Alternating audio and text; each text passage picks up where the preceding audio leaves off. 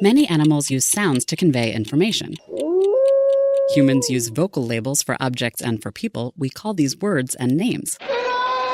A few creatures, such as dolphins and parrots, can learn specific vocal labels, and wild dolphins are known to have particular individual signature whistles. Scientists at Scotland's St. Andrews University wanted to know, can these whistles be used as labels? The researchers analyzed sounds from dolphins off Scotland's east coast and extracted these signature whistles. Then they altered the sound so the calls wouldn't sound exactly like the originating dolphin. They played those sounds back to the dolphins, along with whistles from dolphins familiar to the animals and whistles from strangers. When the dolphins heard their own signature whistle, they routinely responded with that same sound. That reaction only happened twice when they heard sounds from their pals, and not at all when they heard the alien dolphin. The research is in the Proceedings of the National Academy of Sciences. The researchers think dolphin signature whistles serve as self-identification and maybe even as a label for addressing each other, just like a name. Thanks for the minute. For Scientific American 60-Second Science, I'm...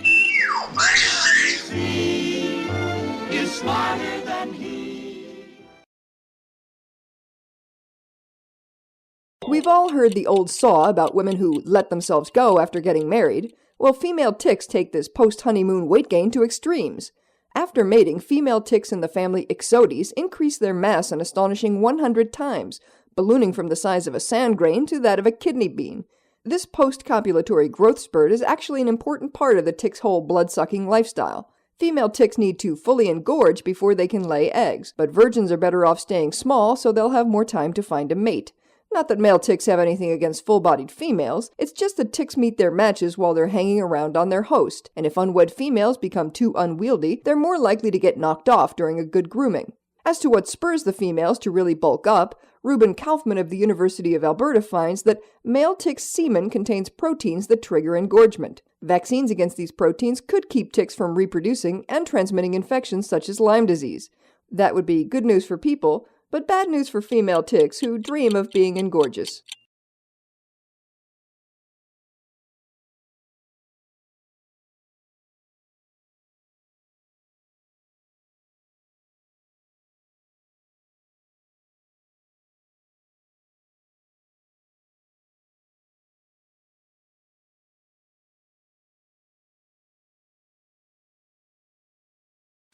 If you want to see evolution at work, visit a hospital. Inside a sick patient, antibiotics wipe out infectious bacteria by the millions, but germs are always mutating. A few adapt to resist the drug, so they survive and spread. Such antibiotic-resistant bacteria infect 2 million Americans every year. They kill 23,000. In this arms race between medicine and evolution, evolution is winning. But could we turn evolution against bacteria? It turns out that when bacteria mutate to become resistant to one antibiotic, they often become more vulnerable to a different drug. So maybe after a jab with the left, a roundhouse to the right will deliver a knockout blow. Down goes Frazier! To test this idea, researchers in Denmark dosed batches of E. coli with 23 different antibiotics and waited for resistance to evolve. In 3/4 of the cases, the mutant germs became more susceptible to a second drug. The work appears in the journal Science Translational Medicine.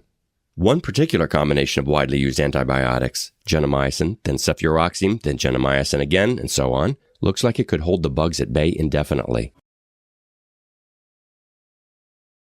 Does your puppy turn his nose up at his own chow because he wants some of whatever it is that you're having? A new study finds that when it comes to food, dogs recognize human social signals about what's good. The work is in the journal Public Library of Science 1. Researchers let pet dogs choose between 2 plates, one with a single piece of food and the other with 6 pieces. Unsurprisingly, the animals generally went for the larger portion, but when a human being showed a clear liking for the smaller plate, the canines likewise went for the skimpier choice. The dogs apparently recognized and responded to the human's social cues.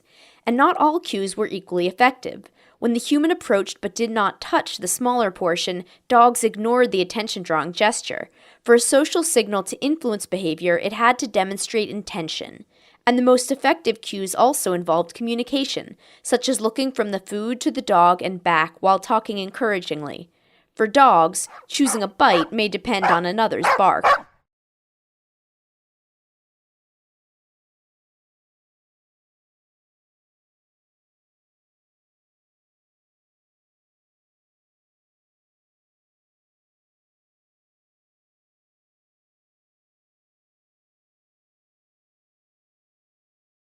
Everyone from Freud to Tina Fey has tried to understand why some things are funny.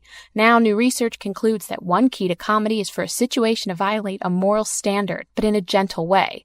Researchers presented volunteers with a number of different scenarios. For example, the Jimmy Dean Sausage Company needs a spokesman for its new line of pork products, so they hire Rabbi Shlomo Rosenfield. Or, so they hire a farmer. Participants were more likely to find the rabbi scenario wrong, but they were also more likely to think it was funny. The researchers found that participants would laugh at situations with moral violations if, for example, they felt the situation was hypothetical, harmless, or involved people unconnected to the listener. The study appears in the journal Psychological Science. The finding deviates from previously published psychology studies which equate moral violations solely with disgust. It also proves that Mel Brooks was onto something when he said, "Tragedy is when I cut my finger. Comedy is when you fall down an open sewer and die."